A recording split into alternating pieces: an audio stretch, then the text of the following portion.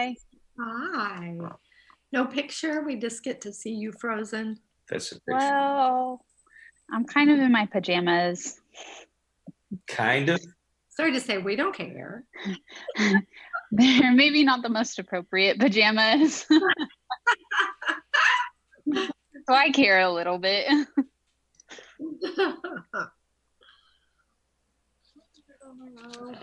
All right. So Jenna, yeah, we can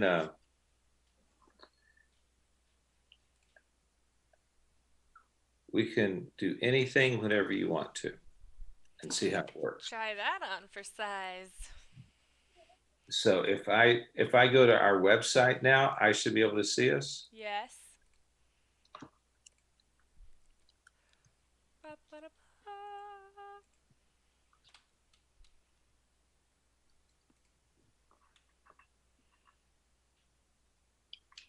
Isn't that nifty? What's that? I said, isn't that nifty? So Look, if I go to our we website can now, do anything whenever you want to and see how it works. Try that on We're for live. size. on our website. So if I go to our website now, I should be able to see us. You have to mute. You have to mute it. I have to mute the website. Let me see here. Okay, give me. Cool. That's where it is. Excellent. Yeah. All right. We're live. Go ahead. Get us started, please. Well, can we get the screen back to where we can see the people? Oh, And did you want to share it on Facebook? sure. Why don't you go ahead and share it? Do you want to do that? Why don't you share? Okay. Well, while she's doing that, why don't you go ahead and get us started? Okay. Well, it's wonderful to have all of you here tonight. We've been doing a study of how to read the Bible, and with a lot of discussion, just sort of figuring out how we feel about it, what we think about it. And we started with the three accounts of the greatest commandment, and then the second greatest commandment, when Jesus gave them in Mark and in Matthew and in Luke, and talked about the differences, and just trying to flesh out some stuff, talk about some stuff. Because I know that if we're not careful and we have a certain hermeneutics, okay, certain principles that we read the Bible with, sometimes it can actually become more of a problem than a benefit for us, because we get all tangled up and we get crossways with our own theology, our own beliefs about things. Because the Bible was written in certain ways, in certain culture, and written to certain people at the time and situations, and also with certain literary styles that are just different, unique, sometimes to the way we read. Like when we think of a biography, we think of something that's extremely factual, and that every word is a quote from someone, and it needs to be exact. And so we don't get the full meaning or the full feeling about it, and understand sort of when Jesus says it this way over here and he says it differently over in another place, we feel like, oh no, there's a contradiction, and we can get crossways and unhappy with the Bible and feel like there's something wrong, and it can actually damage our faith. And so I believe that it's really important for us to research and figure out how to read the Bible, and to help one another with that and the things that we're learning and growing in. And so there's one thing I thought we could look at, especially tonight. It's this two accounts of Jesus sort of calming the storm. So one is in Matthew 8 and one is in Mark 4. And so I want to look at those two passages, kind of in the spirit of how we've been doing things. Go to those two passages and compare them a bit. And then I have some sort of things that maybe we could look at about that. And then as the discussion goes on, we might even just get into the enduring principles of that passage, and how what we can gain from it, from really listening to what God has for us.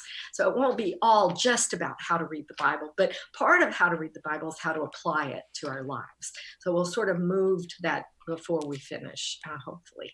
So, okay, why don't we read these two passages? Steve, you want to read the one in Matthew? And what did you want me to read? Starting in verse 23, like the. Okay, got it. Yeah. I'm with you. I caught up. All right, Matthew chapter 8, verse 23. Then he got into the boat, and his disciples followed him. Without warning, a furious storm came up on the lake, so that the waves swept over the boat, but Jesus was sleeping. The disciples went and woke him, saying, "Lord, save us, we're going to drown." He replied, "You have little faith. Why are you so afraid?" Then he got up and rebuked the winds and the waves, and it was completely calm. The men were amazed and asked, "What kind of man is this? Even the winds and the waves obey him." Okay. Now, in that passage, what was it they asked him at first? What did the disciples ask Jesus? What did they ask? They made a statement. They said, "Lord, save us, we're going to drown." Oh, it's okay. Sorry, maybe I have them mixed up. I didn't hear. But let's read the other one. Let's read And then the at other the one. end of it, they ask, "What kind of man is this? Right. And they're just Even the winds amazed. and the waves obey him." Exactly. And then in Mark chapter 12, Mark chapter, no, I'm reading the wrong one. Sorry. You read Matthew 8, and I'm going to read Mark 4. Sorry. Mark 4, 35, starting there. That day, when evening came, he said to his disciples, "Let us go over to the other side." Leaving the crowd behind, they took him along just as he was in the boat. There were also other boats with him. So there's a lot more detail here too. A furious squall came up and the waves broke over the boat so that it was nearly swamped. Jesus was in the stern, sleeping on a cushion. The disciples woke him and said to him, "Teacher, don't you care if we drown?" He got up, rebuked the wind, and said to the waves, "Be quiet." He said to the waves, "Quiet, be still," or "Be quiet, be still." Then the wind died down and it was completely calm. He said to his disciples, "Why are you so afraid? Do you still have no faith?" They were terrified and they asked each other, "Who is this? Even the wind and the waves obey him." So in here we see like what could be, if we read the Bible with this kind of mechanical inspiration sort of feel to it, we could feel like there's a real that it's really a contradiction, that it's not the same thing. And so I want us just to talk about that for a minute. I mean, I think that also, I mean, I love how the way this is described, and we're going to see something about this in a moment, but how they do ask him, "Don't you care if we drown?" Which is really a lot showing how they were feeling and what their fear was driving them to. Is that so? The reason I point that out is theology. Like everything we read in the Bible usually gives us theology, meaning, like what do we believe about God? What do we believe about the nature of God? How do we think God feels about us? Is he trustworthy? And so I think that in these, we learn a lot just about ourselves and that relationship with him and who God is. So maybe we just have some comments. Like, what do you guys see as the problem here, and how do you feel about it? So if I could go, I'll add to that. Some of you know, some of you don't. I came from an atheist background. And so originally reading these, I didn't come from a faith background when I first started reading the Bible. And so things that would contradict or seemingly contradict would bother me. But as I came to faith, it actually increased my faith, and I'll explain why. There's a book called Case for Christ from Lee Strobel, who's a lawyer who studied this. And if you listen to how he approaches the scriptures, it makes perfect sense, because he's used to being a lawyer where he cross-examines different witnesses. Mark and Matthew are different witnesses. When you cross-examine two witnesses on a similar event, you get two perspectives. You don't get exactly the same story with exactly the same details.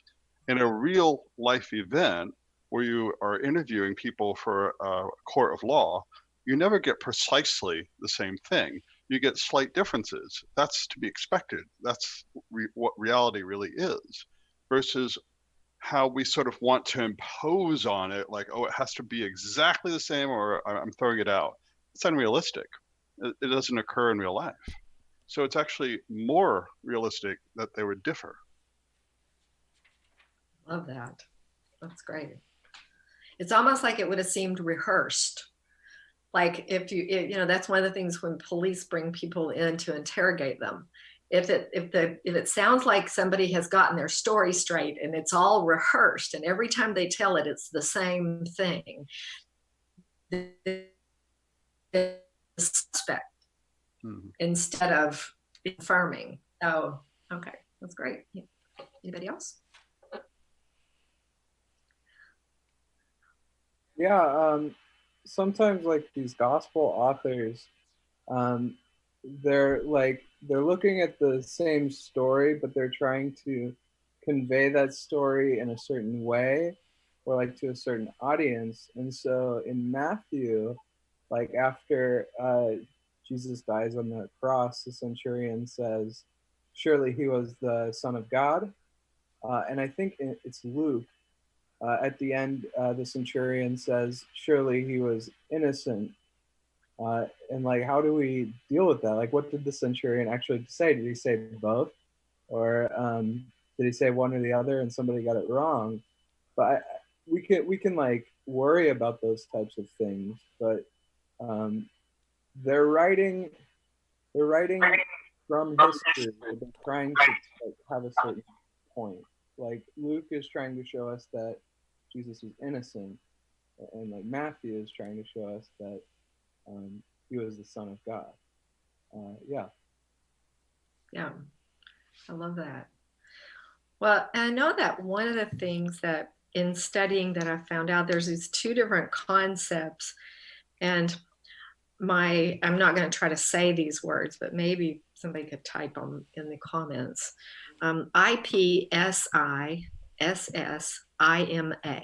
Okay, now that will be twice. Okay, but the first one ends in VOX, the second one in VERBA. You're probably familiar with these, maybe Garrison, I don't know. But these were like, the first one means the very voice, okay, or the emotion that's trying to be expressed. The other one means the very words. Okay, vox means the very voice. You know, when somebody looks at you and said, I feel like I don't have a voice, or I need to have a voice, or I want to speak, you know what I mean? Like being heard. They're not saying they don't have the exact words. They're saying, I have something I'm feeling, I want to express, I want to be heard.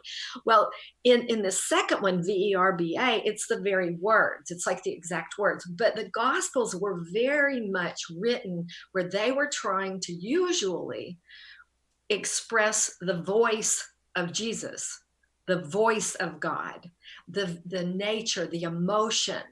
And both of these exclamations that Jesus said, according to Mark, according to Matthew, are actually with a lot of emotion. They're both trying to capture the voice of Jesus. And they do, I think, have different, it's like one is like trying to maybe get people to, you know, if they're sort of faint of heart, he doesn't say, you know, they don't remember it as saying, do you remember? I mean, do you not have any faith still? And then other ones, he's trying to bolster up. It's like you can see him, the same story, but the way they remember it or the way it was expressed. And actually, I think that Mark was written before Matthew. Okay, so Mark, I think Matthew was written, 15 years later, they think. So there's a good chance that in those 15 years that Matthew even read what he had written. which would be very interesting, which a lot of people believe that what Mark was, his stories came from Peter, very possibly. So, but I was thinking how that he did not, like if Matthew did read Mark, let's say he did, then for conversation, I don't know that he did, but that he did, then he would have known I'm writing this different. Like what I'm writing is a little bit, the wording is different, but he didn't seem to panic, or he didn't seem to have any problem with that, because he's trying to convey the heart, the voice of Jesus for us to learn about it. So I don't know, what do you think about that? Yeah, I definitely think Matthew had a copy of Mark and was able to read it. And I think it's not that he's remembering it maybe differently or anything like that. I think he's like making purposeful distinctions from Mark, because he has, I view like the Gospels, why we have 4 of them is because there's so many aspects of Jesus and this story that we can capture, but we can't capture it all in like one text. So Matthew saw something else in that story, so that's why he wrote something else. And those distinctions are, I think, purposeful for the most part. Yeah. Well, and if it is Peter's voice kind of coming through, Peter's memory coming through Mark, then we know it was like maybe Peter and Matthew they remember it, like, but they remembered what they got from the voice, like what they learned. So there's a chance of that. And I do think he read it too. And I think that Mark's mom was Mary and was in Jerusalem, right? But we don't know which Mary it was. And then Peter was in Jerusalem. So I think there's probably at least a pretty good chance that that they were together. But Well, it's at some point that right. in the Matthew account, we know everything is happening around Capernaum, and it's when Jesus does the Sermon on the Mount, and then he comes down and he's entering Capernaum, and he heals. First, he heals a leper coming down from the mountain, and then he heals the centurion's servant, and then he goes into Peter's home in Capernaum, where Peter's mother-in-law was in bed sick with a fever. Right. And then after he heals her, and she waits on everybody in the house, it becomes night, and they bring to him the sick and the demon possessed, and he heals them. And one person comes, and I'll follow you wherever you go. And he does the famous foxes have holes and the birds of the air have their nest. And then another one comes, a disciple, and says, I'll follow you, but let me bury my father. And he says, let the dead bury the dead, and you come and follow me. Then he commands the disciples to get in the boat. Matthew is a very linear, Jesus did this, he did this, and it gives me, as you can tell, it gives me a story I can tell. I can see it. In Mark, you see things coinciding, and you get a little bit more color commentary. You get Jesus' mother and brothers coming, thinking he's out of his mind. Right. And you get him actually after, apparently after the Sermon on the Mount, somewhere maybe in Peter's house or somewhere else, he's talking to the disciples about these parables. Right. A little bit more parables he's just given. And then he gets into the boat. So it is interesting because Mark, on the one hand, is a more abbreviated. It's the shortest of the Gospels, and it's something that some people seem to think was at one time a sermon, a way that Peter and then others later would preach the gospel of Jesus, how they would tell the story of Jesus. But Right. Two things stand out to me. One is the difference in how the two stories are so specifically laid out. Matthew seems to be very much in a linear, and this happened, and then this happened, and then this happened, and then this happened. Not that Mark isn't. I mean, it's one thing follows the other. but there's some close-up scenes in Mark. And both, what has struck me for a long time is how Jesus is saying to the disciples, "Oh, Jesus was the only one that knew that wasn't the day he was going to die. I mean, if anyone had reason to be fearless, Jesus knew the prophecies. I ain't going to drown. That's not the way I'm going out, And so there was that, but it seems to be some other. I don't think Jesus is just using his spiritual insight to rebuke the apostles. I think there's some other lesson of faith that's being taught here. Something we are able to make all kinds of metaphors from it about when the winds and the waves of life, get us afraid, keep our eyes on Jesus and don't drown, don't worry, be fearless. And so metaphorically applications today, but I think there's something deeper about faith, something that with these apostles he's trying to drive home. And maybe it was almost as simple as pay better attention. I've told you what's going to happen. I've told you what we're going to do. Don't think that I'm going to get us out here and let us drown in the middle of the Sea of Galilee. That's not going to happen. I don't know.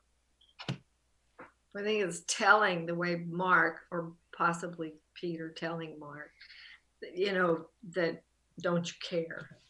Don't you care that we're going to drown? It's like that's sort of telling. And I think he added that to the story. I love how the writers add the things that make them look bad.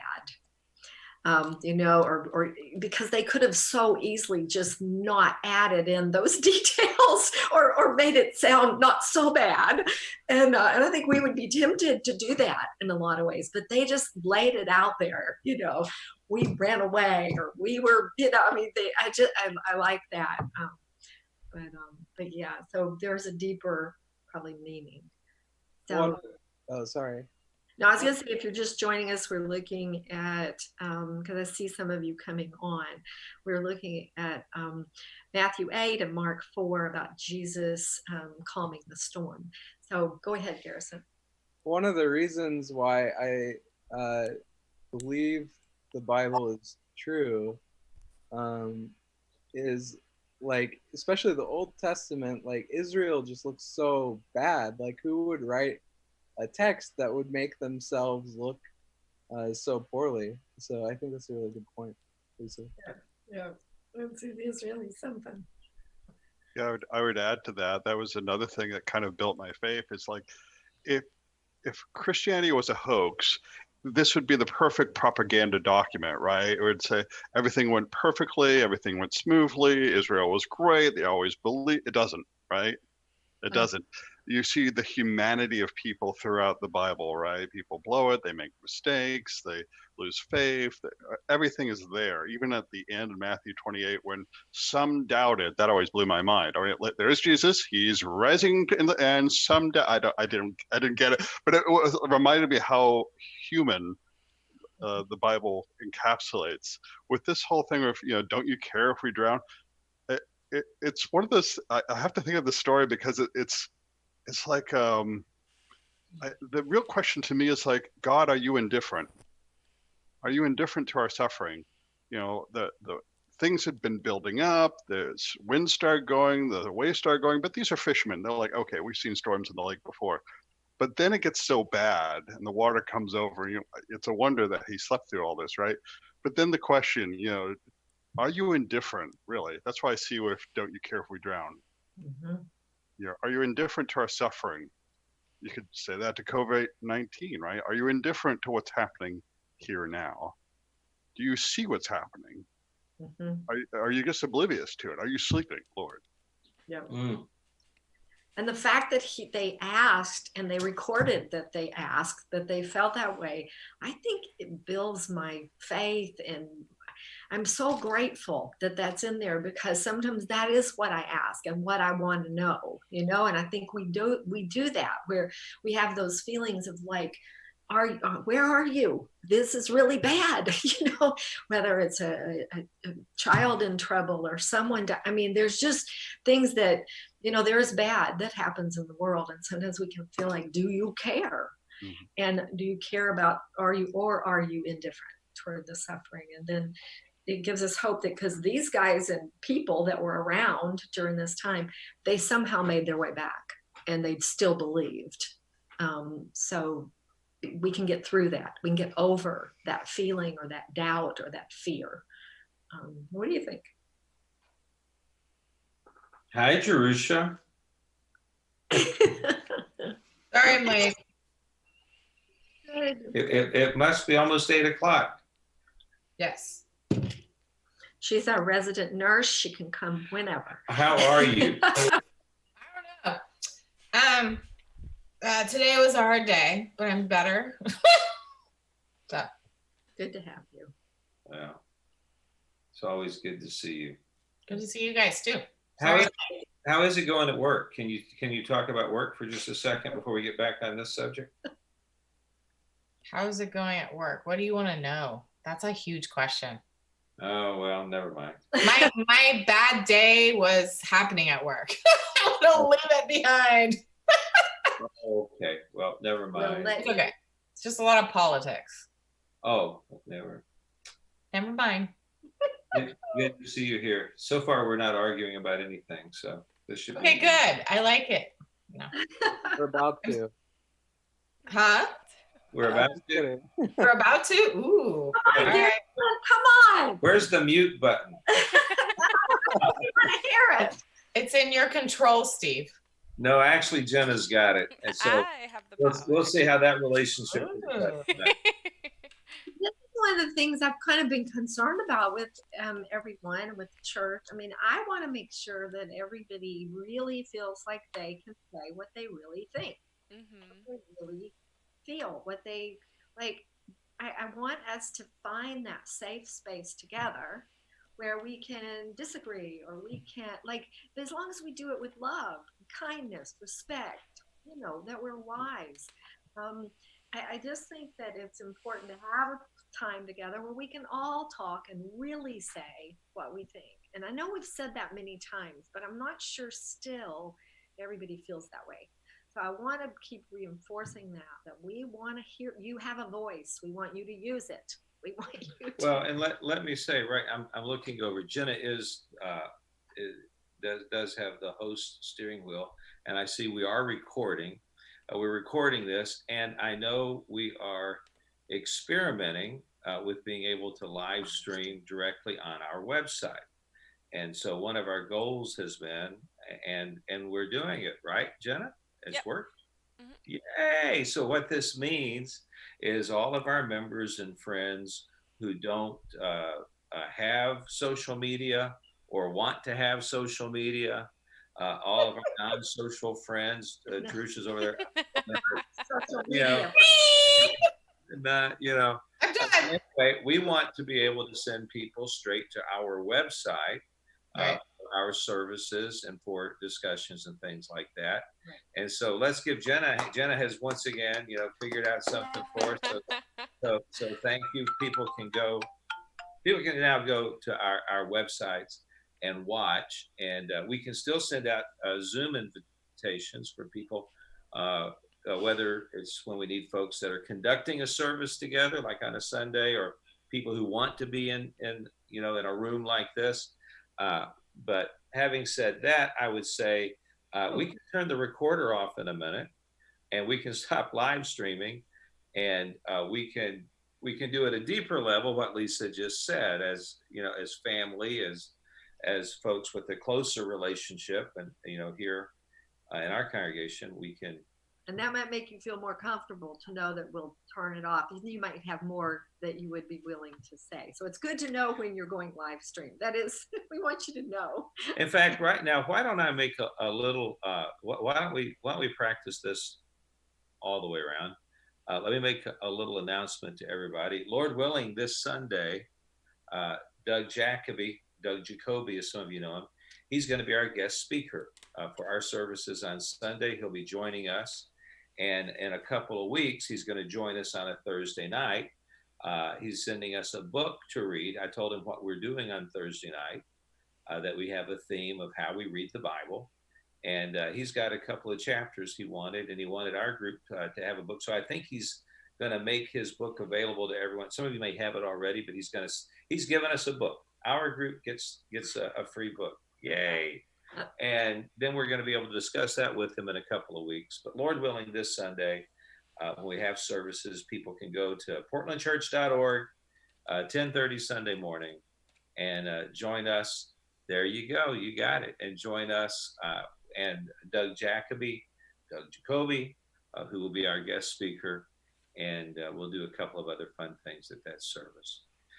So how about Jenna, anyone that's been joining us for this discussion via the live stream? It's good to have you. Hopefully we'll see you Sunday and at other times. But how about we stop recording this? And how about we stop going live?